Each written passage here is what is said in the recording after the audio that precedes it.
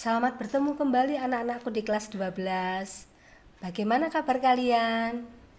Ya, Bu Bani berdoa mudah-mudahan kita semua berada dalam kondisi baik dan sehat.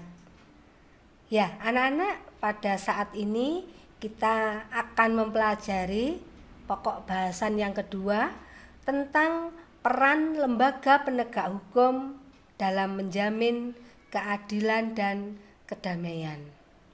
Lembaga penegak hukum yang akan kita bahas yaitu ada Kepolisian Negara Republik Indonesia, kemudian Kekuasaan Kehakiman, yang ketiga Kejaksaan Republik Indonesia, dan yang terakhir adalah advokat di dalam perannya menegakkan hukum. Yang pertama kita pelajari peran Kepolisian Negara Republik Indonesia. Tugas dan wewenang pokok Kepolisian Negara Republik Indonesia yang pertama, memelihara keamanan dan ketertiban masyarakat. Jadi kalau misalnya kalian ketika berkendara tidak memakai helm pengaman, kemudian diingatkan oleh Bapak Polisi, itu adalah semata-mata beliau melaksanakan tugas dan wewenangnya untuk mewujudkan ketertiban masyarakat. Jadi kalian yang tidak memakai helm pengaman, kemudian mengendarai sepeda motor, itu memang salah satu perilaku yang tidak tertib. Karena apa? Karena tidak mematuhi peraturan lalu lintas. Kemudian tugas dan wewenang pokok kepolisian yang kedua, menegakkan hukum. Nah, ini contohnya, kalau kalian ketika berkendara bermotor tidak bisa menunjukkan STNK maupun tidak bisa menunjukkan SIM, itu berarti kalian sudah melanggar aturan lalu lintas. Nah, ini tugas dan wewenangnya beliau Pak Polisi untuk menegakkan hukum. Jadi yang bersalah itu harus menerima sanksi. Kemudian yang ketiga, memberikan perlindungan, pengayoman, dan pelayanan kepada masyarakat. Ini contohnya, misalnya kalau kita mengalami intimidasi, kita mengalami ancaman, itu kita bisa meminta perlindungan, pengayoman, dan pelayanan kepada kepolisian. Itu tugas dan wewenang pokok Kepolisian Negara Republik Indonesia. Selanjutnya ada beberapa tugas Kepolisian Negara Republik Indonesia, yaitu yang pertama, melaksanakan pengaturan, penjagaan, pengawasan, dan patroli terhadap kegiatan masyarakat dan pemerintah sesuai dengan kebutuhan. Yang kedua, menyelenggarakan segala kegiatan dalam menjamin keamanan, ketertiban, dan kelancaran lalu lintas di jalan. Yang ketiga, membina masyarakat untuk meningkatkan partisipasi masyarakat, kesadaran hukum masyarakat, serta ketaatan warga masyarakat terhadap hukum dan peraturan perundang-undangan. Yang keempat, turut serta dalam pembinaan hukum nasional. Dan yang kelima, memelihara ketertiban dan menjamin keamanan umum. Itu tadi peran Kepolisian Negara Republik Indonesia. Selanjutnya, peran Kejaksaan Republik Indonesia. Peran jaksa dalam bidang pidana itu meliputi melakukan penuntutan. Yang kedua, melaksanakan putusan pengadilan yang sudah memperoleh kekuatan hukum tetap. Yang ketiga, melaksanakan pengawasan terhadap pelaksanaan putusan pidana bersyarat, pidana pengawasan, dan lepas bersyarat. Yang keempat, melakukan penyidikan terhadap tindak pidana tertentu berdasarkan undang-undang. Dan peran yang terakhir adalah melengkapi berkas perkara tertentu, dan untuk itu dapat melakukan pemeriksaan tambahan bersama penyidik sebelum dilimpahkan kepada pengadilan. Itu tadi peran jaksa dalam bidang pidana. Kemudian kita lanjutkan peran jaksa di dalam bidang perdata dan tata usaha negara untuk ketertiban dan ketentraman umum, yaitu yang pertama, meningkatkan kesadaran hukum masyarakat. Yang kedua, mengamankan kebijakan penegakan hukum.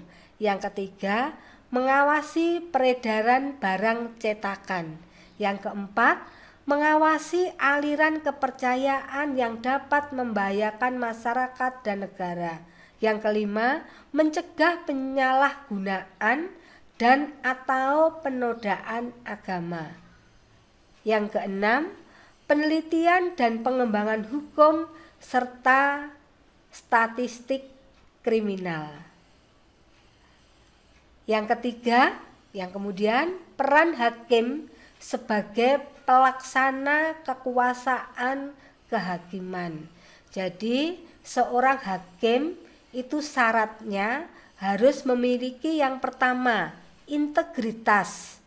Kemudian yang kedua harus memiliki kepribadian tidak tercela. Kemudian yang ketiga memiliki karakter yang jujur. Yang keempat memiliki karakter yang adil. Kemudian dalam menjalankan tugasnya ini memiliki keprofesionalan, dan yang terakhir memiliki pengalaman di dalam bidang hukum. Jadi tugas seorang hakim, wewenang seorang hakim adalah mengadili.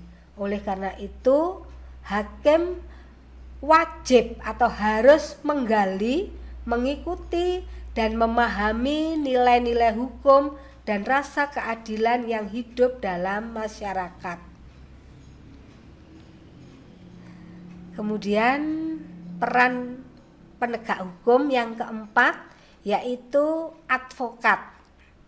Advokat itu memiliki hak di dalam melaksanakan tugasnya, yaitu hak yang dimiliki oleh seorang advokat.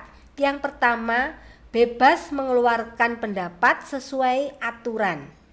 Bebas mengeluarkan pendapat tetapi harus tetap sesuai aturan. Yang kedua, bebas menjalankan profesinya sesuai aturan. Yang ketiga, tidak dapat dituntut baik perdata maupun pidana dalam menjalankan tugas profesinya dengan baik. Yang keempat, hak advokat berhak memperoleh informasi, data, dan dokumen dari instansi untuk pembelaan kliennya. Dan yang kelima, berhak atas kerahasiaan hubungan dengan klien, termasuk perlindungan atas berkas dan dokumennya. Dan yang terakhir, hak yang dimiliki oleh seorang advokat tidak dapat diidentikan dengan kliennya dalam membela perkara klien oleh pihak yang berwenang dan atau masyarakat. Jadi yang terakhir, advokat itu tidak bisa diidentikan atau tidak bisa disamakan dengan kliennya dalam membela perkara klien oleh pihak yang berwenang dan atau oleh masyarakat. Selanjutnya, kewajiban yang dimiliki oleh advokat di dalam melaksanakan tugas profesinya yaitu yang pertama, dilarang mendiskriminasi klien. Mendiskriminasi klien itu artinya membeda-bedakan klien. Kemudian yang kedua, wajib merahasiakan segala sesuatu yang diketahui dari kliennya kecuali undang-undang menentukan lain. Yang ketiga, dilarang memegang jabatan yang bertentangan dengan kepentingan tugas dan martabat profesinya. Dan yang terakhir, advokat yang menjadi pejabat negara tidak melaksanakan tugas profesinya selama memangku jabatan tersebut. Selanjutnya, kita pelajari bagaimana praktek perlindungan dan penegakan hukum. Ya, akan kita bagi di dalam 2 bagian. Di dalam praktek perlindungan dan penegakan hukum, bagian yang pertama adalah bentuk-bentuk pelanggaran hukum dan sanksinya, dan bagian yang kedua adalah bagaimana partisipasi dan kesadaran hukum masyarakat. Yang pertama, bentuk pelanggaran hukum dan sanksinya. Ya, biasanya bentuk pelanggaran hukum itu dilakukan bisa di lingkungan keluarga, bisa di lingkungan sekolah, bisa dilakukan di lingkungan masyarakat, atau bahkan di lingkungan bangsa dan negara. Kita lihat bentuk pelanggaran hukum di lingkungan keluarga. Contohnya apa saja?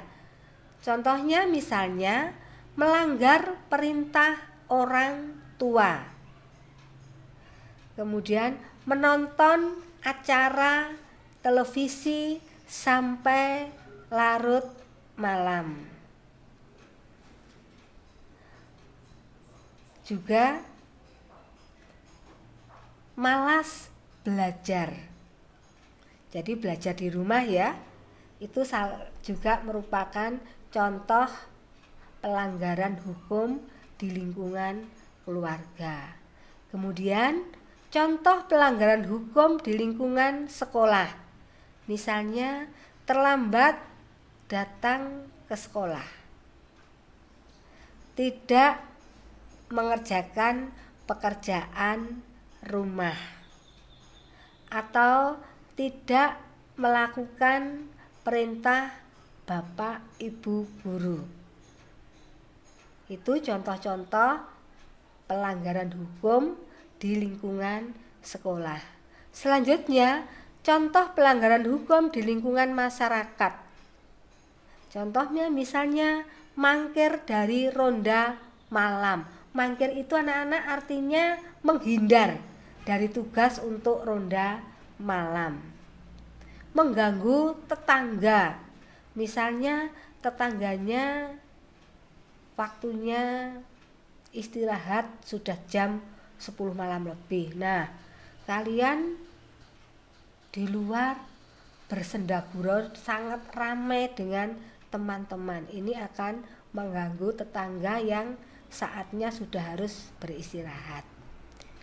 Selanjutnya, contoh pelanggaran hukum di lingkungan bangsa dan negara.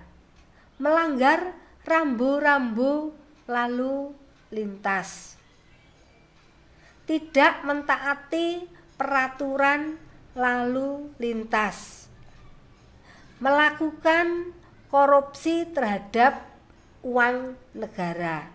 Itu adalah contoh-contoh pelanggaran hukum di lingkungan bangsa dan negara. Kemudian yang kedua, macam-macam sanksi atas pelanggaran hukum.